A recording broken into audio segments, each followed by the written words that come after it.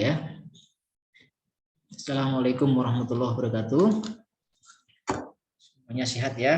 Kita akan lanjutkan pembahasan kita pada pertemuan yang ke-12 ini tentang market strategi atau strategi pasar ya. Sebelumnya kita sudah bahas tentang STP. Apa itu STP?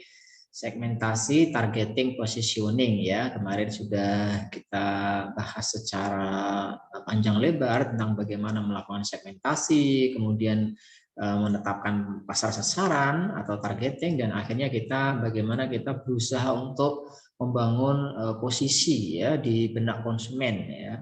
Namanya positioning, bagaimana kita menempatkan produk kita di benak konsumen agar produk kita itu punya tempat ya, punya sesuatu, punya perbedaan ya, punya tempat yang khusus di benak konsumen. Jadi memang namanya marketing itu perang persepsi ya, bagaimana antar produsen, antar marketer itu berusaha untuk berebut ruang ya di pikiran konsumen, di benak konsumen, karena persaingan sedemikian ketat di sana, di luar sana ada ribuan merek ya. Dan semuanya berusaha untuk memenuhi ya ruang pikiran dari konsumen, sehingga pada saatnya konsumen butuh diharapkan mereknya akan dibeli gitu ya. Jadi setelah STP kita akan bahas tentang market strategi atau strategi pasar ya. Mungkin tidak semuanya akan Bapak jelaskan satu persatu, yang global-global saja, nanti silahkan detailnya bisa dibaca lebih lanjut ya. Jadi pasar itu pengertiannya banyak ya sebetulnya ya. Kalau secara fisik ya tempat bertemunya penjual dan pembeli ya. Ini pasar dalam arti sempit seperti yang kita lihat di sekitar kita ya. Ada pasar tingkat kecamatan ya, ada pasar yang lebih besar lagi gitu ya. Itu adalah tempat terjadinya transaksi jual beli, ada penjual beli ketemu ya pada waktu dan tempat tertentu. Itu adalah pengertian pasar pada artian yang paling sempit atau yang paling konvensional ya. Karena sekarang pasar itu kan tidak hanya fisik, banyak sekali justru sekarang pasar ini maya ya. Ketemunya tidak lagi dalam tempat tertentu, tapi orang dari seluruh dunia bisa ketemu dalam satu ruang maya ya kan, hanya dengan satu portal dengan satu aplikasi yang mungkin juga malah nggak ketemu secara fisik, nggak ngerti ya, tapi dengan segala ekosistem yang dibangun maka terjadi transaksi dan terjadi trust ya, saling percaya ya. Jadi kalau dari sisi marketing, pasar itu ya orang-orang.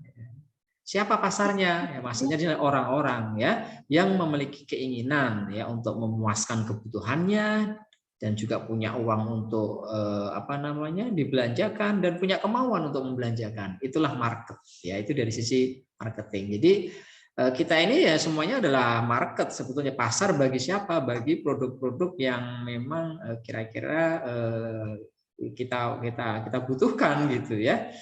Dan tentu kita siap menggelontorkan uang ya kalau memang kita membutuhkan sesuatu dan sesuatu itu tersedia ya, suplainya ya oleh produsen. Maka setiap dari kita itu juga market, orang-orang di luar kita juga market, tergantung tiap-tiap orang itu tentu kebutuhan dan keinginannya berbeda-beda. Nah, sementara ukurannya tentu tergantung ya. Ada yang memang big market ya, pasarnya besar sekali ya, karena mungkin dari sisi quantity, jumlah dan lain sebagainya luar biasa besar ya. Ada juga yang mixed market ya, pasarnya kecil ya. Ini tergantung dari mana yang mau dibidik ya. Tentu ukurannya beda-beda ya.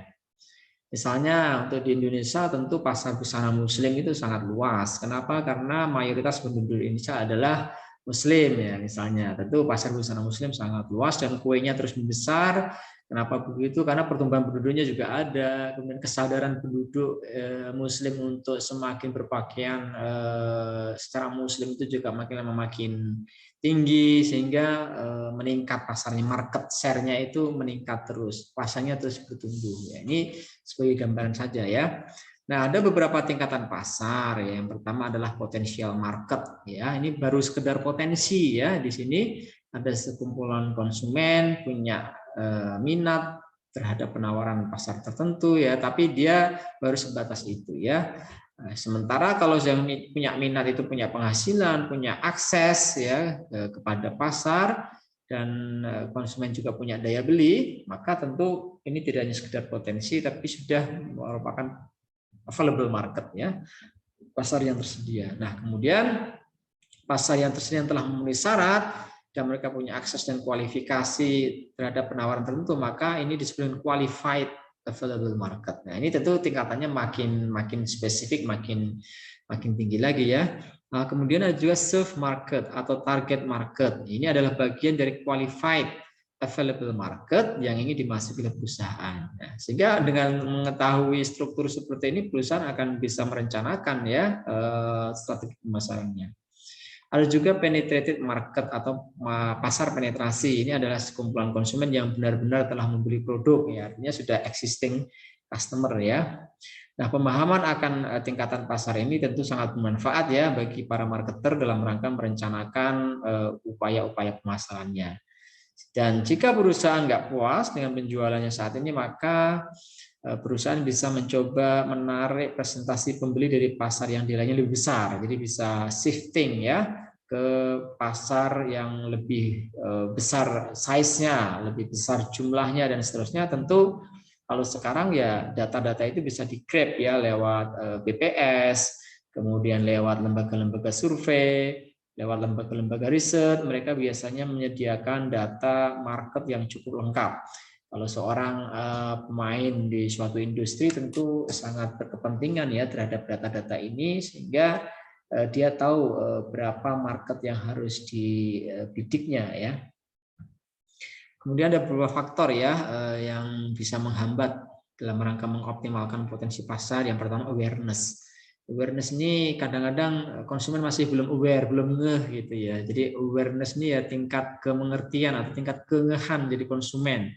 Ya, kadang-kadang walaupun konsumen tahu keberadaan produk, tapi belum tahu sebetulnya manfaatnya apa gitu ya. Ini sebetulnya buat saya ini apa benefitnya dan seterusnya. Nah, ini maka produsen untuk meningkatkan awareness ini biasanya melakukan edukasi pasar ya, edukasi pasar dengan bagi-bagi sampel, dengan memberikan free sampel, dengan apa namanya demo-demo produk dan seterusnya ya. Ini dalam rangka meningkatkan awareness market terhadap produknya. Kemudian availability juga penting ya, ini ketersediaan ya. Walaupun sudah awareness-nya sudah tinggi, orang sudah ngeh, tapi begitu mau cari nggak ada, mau ini nggak ada, mau ini nggak ada, kan repot, jadi terhambat ya. Jadi selain awareness yang tinggi, tentu dibutuhkan availability, ketersediaan. Itulah kunci marketing untuk terutama consumer good. Inilah mengapa Alfamart, Indomart itu ada sampai di tingkat kecamatan ya, di kota-kota kecil, bahkan sampai di perumahan-perumahan ya. Kenapa? Karena dia menjamin availability-nya ya. Karena kadang-kadang konsumen itu yang penting available, dia butuh saat itu. Ya, dia berharap available. Nah, apa yang available kadang-kadang enggak ini juga. Kadang-kadang konsumen enggak setia dengan merek tertentu. Yang penting kategori produknya sama, merek apapun, mungkin juga enggak terlalu beda untuk consumer good. Ya, yang penting available, tersedia mudah. Makanya jargonnya ya untuk Alfamart, Indomart itu kan sedekat mungkin dengan konsumen. Availability-nya itu dijaga dengan betul-betul sehingga tidak ada loss sale ya. Ketika konsumen butuh pasti ada. Tentu ini terbantu dengan software ya. Mereka punya software yang bisa menganalisis produk apa saja yang laris banget, produk apa saja yang dibutuhkan sekian minggu itu bisa laku berapa dan seterusnya. Dan itu menjadi acuan mereka untuk pengadaannya ya. Ability to use ya, kemampuan untuk menggunakan produk ini juga penting. Benefit ya, benefit ini manfaat real ya. Suatu produk ini juga perlu diedukasi ya kepada konsumen sehingga mereka bisa memaksimalkannya. Dan affordability ini artinya terjangkau ya. Ya produknya tersedia semuanya oke, tapi kalau terlalu mahal tentu konsumen juga akan pikir-pikir kan gitu. Awalnya misalnya harga let's say 12.000 tapi kemudian ganti harga jadi 36.000 atau 24.000. Nah, tentu konsumen akan defense. Dia akan berusaha mencari produk substitusi, produk pengganti, dia akan mungkin beralih ke produk lain dan seterusnya. Maka affordability ini juga harus dijaga supaya tidak terjadi gangguan di market ya. Maka produsen pasti akan sangat berhati-hati ketika mau menaikkan harga. karena itu akan mempengaruhi permintaan ya, elastisitas permintaannya itu harus dihitung dulu, sehingga jangan sampai hanya dengan ingin naikin harga sedikit justru permintaannya jadi berkurang banyak dan pada ujung-ujungnya perusahaan malah kehilangan omset gitu ya, kehilangan profit. Oke. Ya, strategi market berkenaan dengan profesi dan dilayani ini ada beberapa ya, ada strategi cakupan pasar, ada strategi geografis pasar, market dilution, dan seterusnya kita lihat. Nah, kalau strategi cakupan pasar ini berapa sebenarnya cakupan pasar yang ingin dilayani ya? Dalam hal ini ada 3 ya, ada pasar tunggal, kemudian multi pasar, artinya pasarnya itu ada beberapa jenis market yang dilayani, nggak cuma tunggal, dan kemudian pasar keseluruhan ya, all market semuanya dilayani. Nah, tentu ini sangat tergantung dari kemampuan perusahaan ya. Kalau pasar tunggal ya biasanya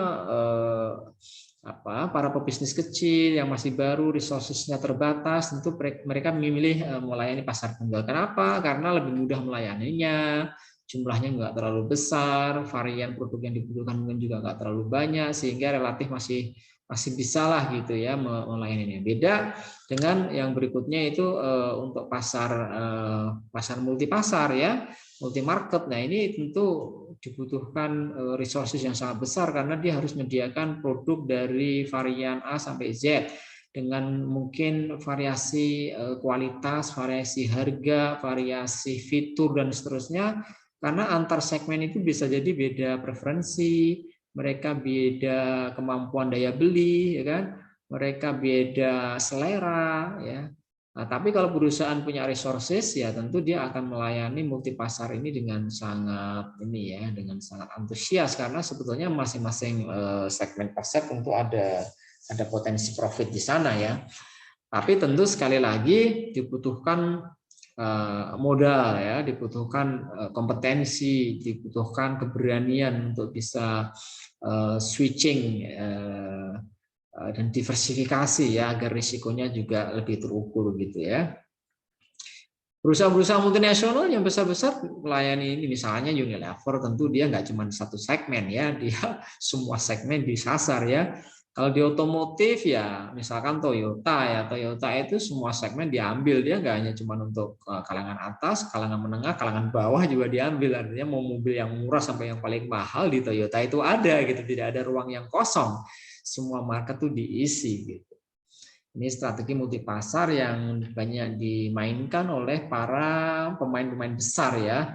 Pemain-pemain yang memang sudah punya pengalaman dan punya resources, modal yang luar biasa, punya kapasitas untuk bisa melayani sekian segmen pasar ya.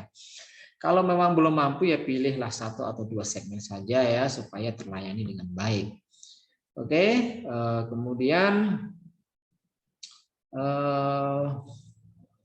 ada syaratnya ya supaya strategi ini berhasil, tentu tidak begitu saja semuanya dilayani karena nanti bisa pemborosan juga, tentu tetap harus memilih dan mempertimbangkan dengan teliti segmen mana saja yang akan dilayani, walaupun segmennya itu dipilih-pilih, tapi tentu juga harus diperes-peres lagi supaya benar-benar menghasilkan market yang memang paling potensial dan paling nyaman untuk dilayani. Dan hindari konfrontasi dengan perusahaan yang melayani setiap segmen pasar.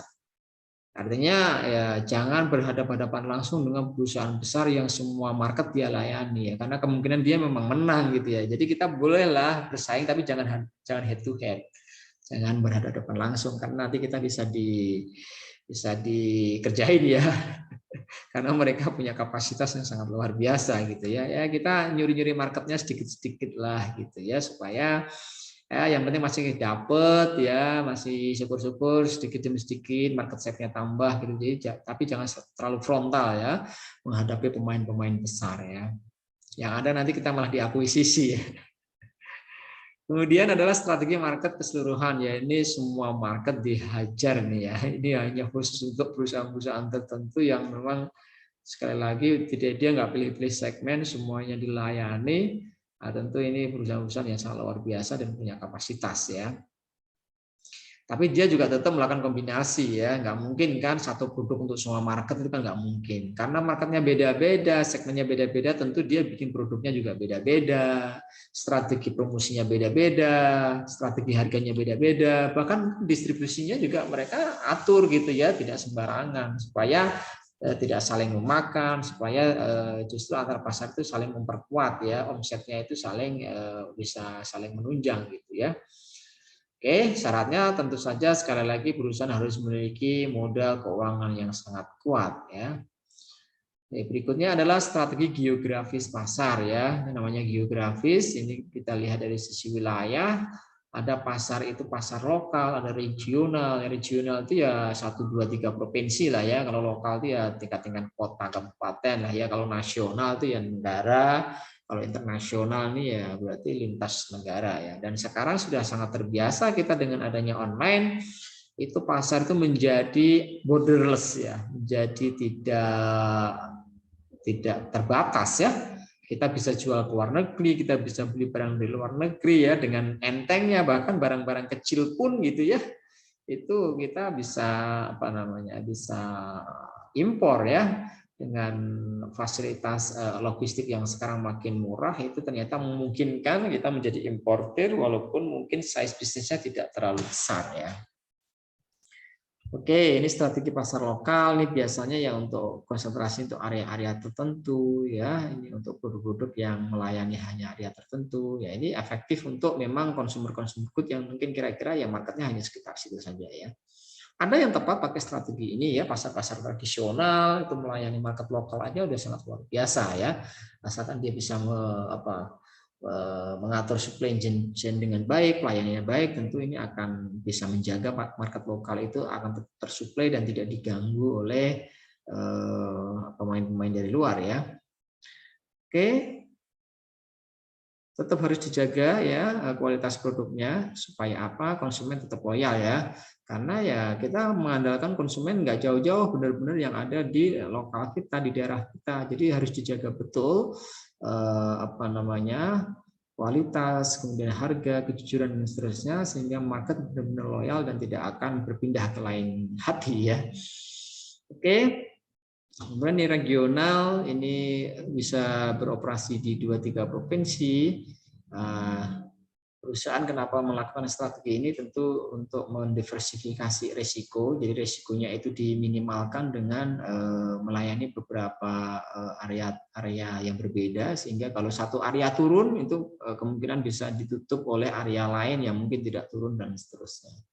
Ya, jadi bisa saling memperkuat juga ya. Perlu komitmen ya dari manajemen untuk terus melakukan ekspansi, karena tidak sederhana juga ya untuk bisa berekspansi ke provinsi-provinsi lain, karena mungkin bisa jadi peraturannya berbeda, perdanya berbeda, budayanya berbeda dan seterusnya. Di samping juga mungkin ada hambatan-hambatan pengiriman, hambatan logistik ya, apalagi kalau antar tempat itu membutuhkan mungkin harus nyebrang laut dan seterusnya. Ya, yang nggak ada jalan darat dan seterusnya, tentu ini butuh effort yang lebih dari manajemen ya. Nah, untuk pasar nasional ya tentu ini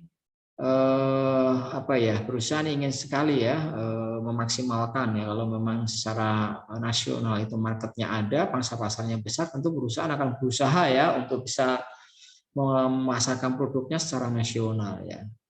Nah, ini mimpi setiap perusahaan ya, di produknya tersebar di seluruh Indonesia dari Sabang sampai Merauke gitu ya. Nah, tentu supaya bisa sampai ke tahap sana, selain dibutuhkan komitmen dari manajemen puncak untuk terus berekspansi, sumber daya modal tentu juga harus disiapkan ya, karena tanpa modal yang cukup tentu akan sulit bagi perusahaan untuk bisa berekspansi ke seluruh Indonesia ya. Oke, yang internasional juga begitu. Ini hambatannya terutama di regulasi. Kalau kita berbisnis ke negara lain, kita harus pelajari betul ya secara hukum regulasinya seperti apa. Jangan sampai kita melanggar hukum di sana ya. Dan biasanya sih ada konsultan ya. Kita bisa mengajak konsultan yang bisa mendampingi kita kalau kita ingin masuk ke pasar suatu negara. Karena bisa jadi tipikalnya berbeda, aturan mainnya berbeda dan seterusnya ya. Jadi lebih baik ya kita gandeng saja konsultan yang memang sudah berpengalaman mengenai market di suatu negara gitu ya. Bagaimana supaya berhasil? Tentu sekali lagi komitmen dari manajemen, sumber daya finansial yang kuat, dan satu lagi pemahaman yang cukup ya tentang pasar internasional ya. Kemarin teman saya itu jalan-jalan ke Eropa ya, jadi selama kurang lebih 12 hari keliling Eropa beberapa negara, di Inggris, di Scotland gitu ya, dan ternyata di sana dia sering menemukan Kopiko ya. Ya kopi permen Kopiko itu ya produksi Indonesia ya. Itu banyak tersedia di minimarket di Inggris itu, dan itu membuat dia bangga gitu. Teman saya itu foto-foto waktu di supermarket dikirim ke grup gitu ya, bangga tuh ada produk di Indonesia di sana gitu. Ini salah satu keberhasilan dari produsen Kopiko ya untuk bisa memasarkan produknya ke seluruh dunia ya, ke pasar internasional, dan tersedia secara cukup masif ya, banyak minimarket di sana yang menyediakan produk itu kan sebuah prestasi juga ya. Oke, ketika kita memasuki pasar, maka ada beberapa strategi yang bisa kita lakukan. Yang pertama, first in strategi, early entry strategi, laggard market entry strategi, dan strategi pasar internasional ya. First in ini yang menjadi pionir, menjadi yang pertama ya. Tentu menjadi pionir itu banyak keuntungannya ya, karena kita benar-benar menikmati market yang belum disentuh oleh produsen lain. Cuman kan tidak mudah menjadi pionir gitu ya. Dibutuhkan ketajaman dalam mencium peluang pasar ya. Karena namanya pionir itu kan berarti kan orang tidak ngeh dengan potensi market itu, kemudian dia masuk ke pasar itu dan sukses gitu. Nah, kalau bisa menjadi pionir sih keren gitu ya. Tapi tidak mudah, dan tentu kalau kita mau menjadi pionir ya kita harus melakukan edukasi secara secara terus-menerus terhadap market, karena mungkin mereka belum ngeh dengan jasa kita, dengan produk kita ya. Jadi edukasi market tantangan tersendiri bagi seorang pionir atau pelopor pasar, karena market mungkin relatif belum tahu betul gitu ya tentang benefit produk yang ditawarkan. Oke. Keunggulannya kalau kita menjadi pionir, kita punya kesempatan luas ya untuk menjadi pemimpin pasar, karena kita yang pertama kali masuk, walaupun tidak menjamin ya, karena biasanya kalau misalkan kita jadi pionir, ternyata orang tuh baru ngeh, pesaing baru ngeh, dan dia punya resources yang lebih besar, dia follower, dia baru masuk di stage berikutnya, tapi karena dia effortnya lebih besar, modalnya lebih besar, bisa jadi dia pemimpin pasar. Jadi tidak semua pionir itu menjadi pemimpin pasar ya, tapi dia punya peluang besar menjadi pemimpin pasar karena dia pertama kali masuk ke market dan pertama kali bisa istilahnya mengambil konsumen loyal ya sebelum disentuh oleh para pesaing yang datang belakangan gitu ya. Cuman ya ada risikonya ya, kalau kita jadi pionir tentu butuh investasi yang besar untuk apa? Terutama untuk edukasi market ya, kemudian juga ada risiko kegagalan produk ya, karena kalau produk baru itu kan potensi gagalnya lebih besar ya daripada produk yang sudah diuji. Dan juga biaya riset ya, karena awal-awal tentu riset ini membutuhkan dana yang sangat besar. Beda kalau kita jadi follower tinggal niru, mungkin namanya meniru ya, itu tidak terlalu membutuhkan riset yang mahal-mahal gitu ya. Nah, yang berikutnya adalah early entry strategi ya. Early entry strategi yang masuk lebih awal tapi bukan pionir. Jadi setelah pionir masuk baru kita masuk gitu ya. Jadi kita manfaatin juga, kita ngeliat siapa sih sebetulnya yang kelihatan inovatif, udah ikutin aja, dia masuk market mana ikutin. Tapi jangan telat banget, kalau telat banget namanya bukan early entry gitu ya. Early entry tetap di awal-awal tapi bukan pionir banget gitu. Dan biasanya sih early entry ini kalau cerdik dia bisa mencuri market dengan signifikan ya gitu. Karena dia masih pasarnya masih tahapnya masih bertumbuh biasanya ya. Oke, syaratnya ya untuk menjadi early entry yang bagus ya dibutuhkan sumber daya yang besar, ada komitmen untuk menantang market leader ya, biasanya market leadernya itu ya biasanya pionirnya itu. Ada beberapa perusahaan yang memang dia memposisikan diri sebagai penantang market leader dan dia sukses di situ, tapi dia ngekor aja gitu, dia nggak mau jadi pionir karena resikonya juga besar juga jadi pionir. Ya kemarin sudah pernah Pak sebutkan ya, ada perusahaan-perusahaan yang pokoknya itu mepet terus Indofood produksi apa aja dia bikin yang mepet terus gitu. Dan dia berani iklan gitu ya, tapi dia selalu memposisikan diri sebagai early entry gitu ya, sebagai adapter, sebagai pihak yang istilahnya itu mendampingi terus gitu ya. Ya, yaitu strategi lah, yaitu pilihan perusahaan. Oke, kemudian yang berikutnya laggard market entry strategi. Ini strategi memasuki pasar dalam kondisi pertumbuhan akhir atau matang. Jadi produknya udah matang baru masuk. Kalau early entry kan masih dalam siklus hidup produk seperti ini, ya dia masih growing gitu. Tapi begitu udah matang, produk itu kalau udah matang itu kan udah nggak tumbuh lagi. Tapi marketnya sudah jadi, marketnya itu sudah luas, sudah jadi, enak dilayani gitu ya. Masuk dalam posisi seperti itu. Emang stabil tapi ya tidak tumbuh memang gitu ya, masuk di posisi itu ya, itu namanya laggard market entry strategi. Karena posisi itu posisi yang aman sebetulnya ya mungkin dapatlah market share berapa, tapi ya tentu jangan mengharapkan pertumbuhan yang signifikan di tahap ini, karena memang secara market mungkin sudah nggak tumbuh lagi, karena di dalam siklus dari hidup produknya itu sudah pada tahap mature atau matang ya. Nanti kan jadi kan awalnya kan gini ya, perkenalan, kemudian tumbuh, growing, habis itu habis matang kan terus decline turun, munculnya produk baru lagi, naik lagi begitu. Jadi perusahaan harus selalu berinovasi, memunculkan produk baru supaya produknya itu tidak hilang ditelan zaman gitu. Dia harus inovasi dengan merek baru, produk baru, varian baru dan seterusnya ya. Lihat aja tuh misalkan mobil itu kan selalu berinovasi ya dengan munculkan varian baru. Karena kalau nggak gitu ya dia akan tertelan oleh zaman. Konsumen itu butuh sesuatu yang new, yang baru gitu ya.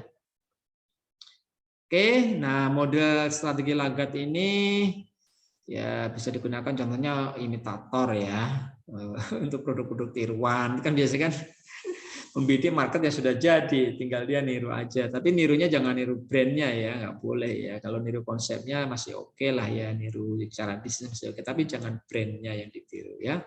Desainnya juga kalau desainnya sudah dipatenkan juga nggak boleh ya. Jadi lihat-lihat juga ya, jangan sampai melanggar hukum gitu ya.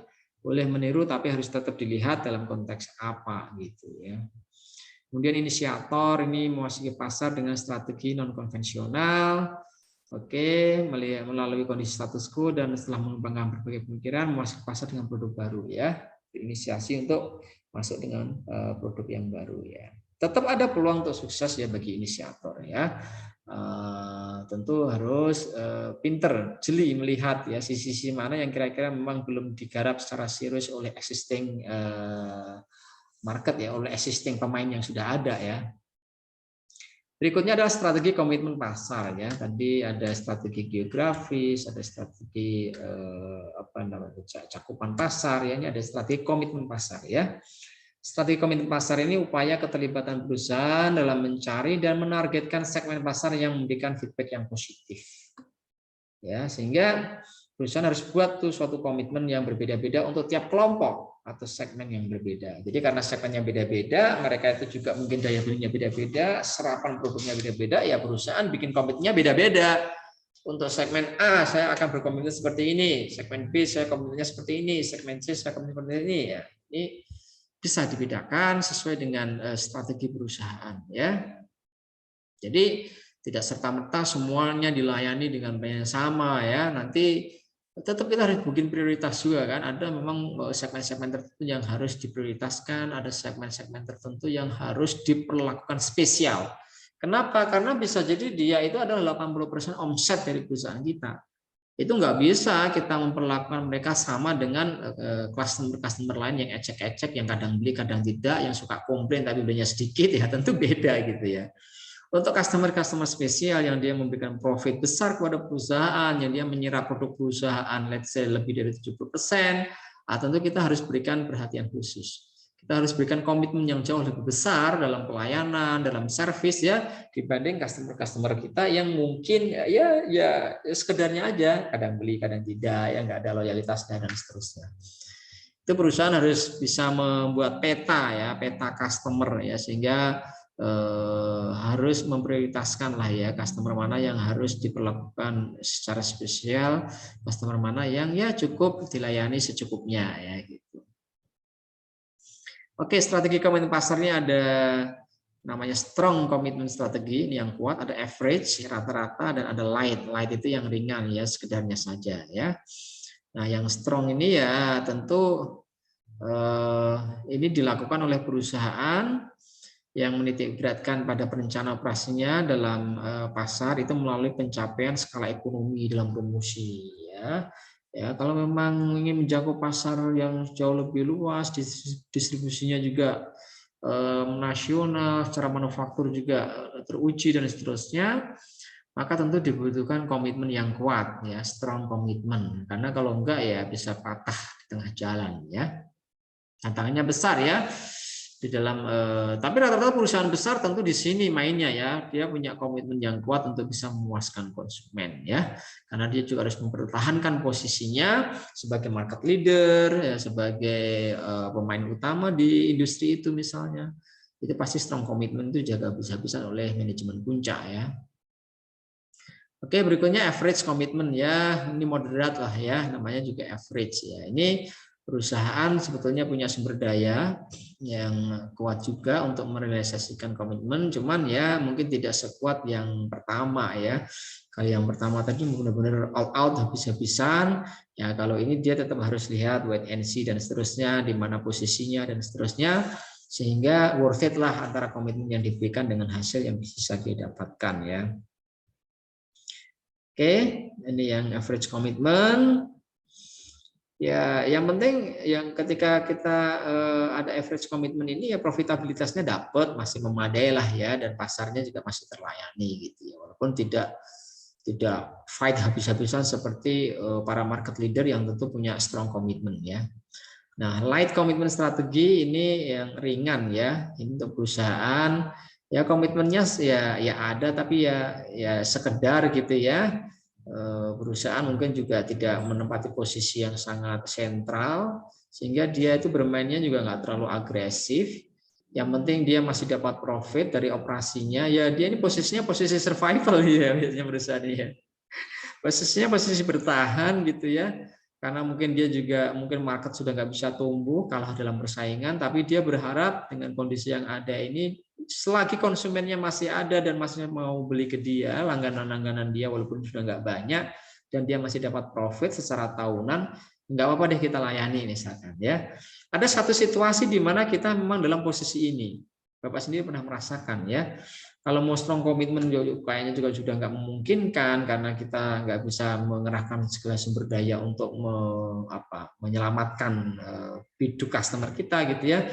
Nah, tapi ada market yang ya masih lumayan, masih ada untungnya gitu, ya udah kita layani selagi memang masih ada permintaan di bidang ini misalnya, ya udah kita layani karena perusahaan masih dapat profit, ya, walaupun mungkin tidak tebel-tebel amat. Nah, itu contohnya, ya. Oke, kita boleh pakai strategi light commitment ini untuk apa? Untuk pasarnya yang stagnan, nggak tumbuh-tumbuh, udah mature banget lah pokoknya. Tapi kalau ditinggal juga sayang gitu, kalau ditutup juga sayang, toh masih ada profit gitu, ya. Walaupun terbatas, tapi masih ada profit. Di sana pemainnya banyak, ya kita ternyata masih dapat sedikit-sedikit, ya, karena kita mungkin pemain lama di situ, ya udahlah, bisalah kita layani dengan ya sekedarnya gitu, ya. Yang penting masih ada untuk operasional, masih ada profit dan customer juga masih bisa terlayani dengan baik, ya.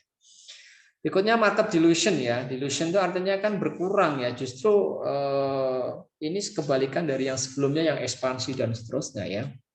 Ada satu situasi di mana justru perusahaan itu mengurangi tingkat marketingnya gitu, ya. Istilahnya itu demarketing strategi, ya. Ya, jadi ada beberapa sih sebetulnya, ya, dalam market dilution. Ada the marketing strategi, ada pruning of marginal market strategi, ada key market strategi, ada harvesting market strategi, ya. Ini agak bertentangan dengan sebelumnya karena dalam situasi ini gitu, ya, perusahaan itu apa ya? Dia itu manfaat keseluruhan yang diperoleh di pasar itu lebih kecil, ya, daripada manfaat yang diperoleh di pasar lainnya. Artinya perusahaan sebetulnya ya pelan-pelan akan switch ke market lain.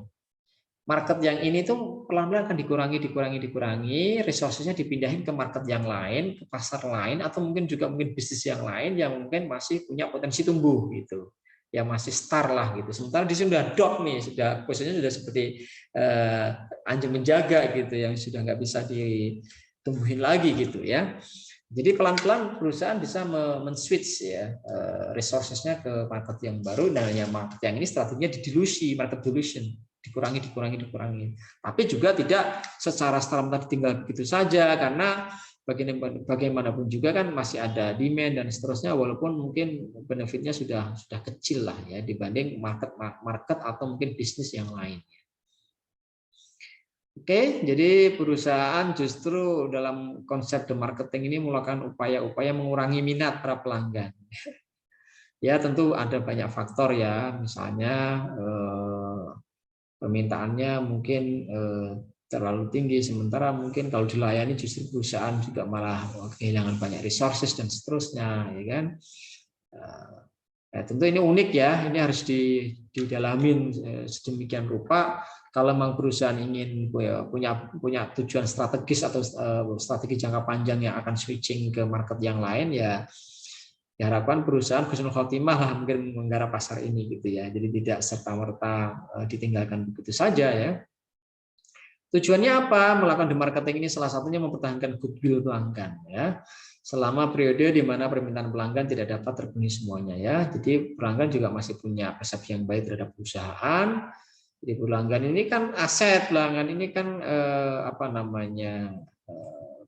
kita sebutnya dengan account ya. Dia ini kan sumber penghasilan dari perusahaan kan, tentu harus dijaga selagi mereka memang masih ada di situ. Ya dilayani gitu ya, walaupun mungkin tidak dengan strong komitmen yang kuat sekali gitu ya. Oke, ini ya contoh beberapa penerapan strategi di marketing ya. Perusahaan dapat lebih mengutamakan waktu dibutuhkan suatu produk daripada saat konfirmasinya ya. Pemenuhan kebutuhan yang mendesak akan diutamakan, first need, first serve gitu ya. Mendistribusikan persediaan kepada para pelanggan yang berbeda secara adil. Menyarankan para pelanggan agar untuk sementara waktu menggunakan produk substitusi. Ada nih ya. Jadi silahkan gunakan produk substitusi. Produk substitusi itu produk pengganti gitu ya, bukan produk utama. Karena ada beberapa produk utama yang mungkin karena pelanggan atau perusahaan tidak bisa melayani semua, malah menyarankan silahkan ganti ini pelan-pelan. Silahkan sebagian pakai yang ini. Karena yang ini suplainya terbatas. Jadi unik juga ya gitu ya. Ada perusahaan yang memang membatasi resources-nya ya. Ya mungkin banyak sekali pertimbangannya ya. Dan juga mengalihkan para pelanggan yang sangat membutuhkan produk dalam waktu mendesak. Ya, tentu ini ada situasi-situasi ya di mana ini dilakukan oleh perusahaan. Ya, ini menjadi rezeki juga bagi perusahaan lain nih kalau memang diarahkan untuk menggunakan produk substitusi ya. Tentu produk substitusinya, produk penggantinya itu akan menjadi lebih laris ya ketika kebutuhan terhadap produk utama itu tidak terlayani dengan baik, ya tentu produk substitusi menjadi naik penjualannya ya. Contohnya apa Pak produk substitusi? Misalnya apa ya? Misalnya dalam satu situasi gitu orang itu makannya itu beras kan gitu, tapi kemudian nggak memungkinkan kalau harus semuanya makan beras karena mungkin satu situasi, maka produksinya kan Indomie atau mie instan. Ini kan produk substitusi untuk makanan pokok sekarang ya. Sekarang ini kalau bencana justru mie instan ya di mana-mana ya. Yang jadikan bantuan ya. Yang mudah dikonsumsi, yang cepat dikonsumsi, mudah dibawa ya, suplainya juga melimpah ya daripada beras ya. Lama-lama jadi produk utama itu ya. Nah, kemudian pruning of marginal marketing strategi ya. Ini strategi dipakai perusahaan jika pasar sudah tidak menghasilkan rate of return yang memadai ya. Oke, silakan nanti dilanjutkan ya, ini hampir sama ya. Ini pasar utama yang dilayani, ini harvesting ini juga menurunkan kualitas, mengurangi iklan ya supaya mungkin karena produknya juga sudah jenuh, pasar menurun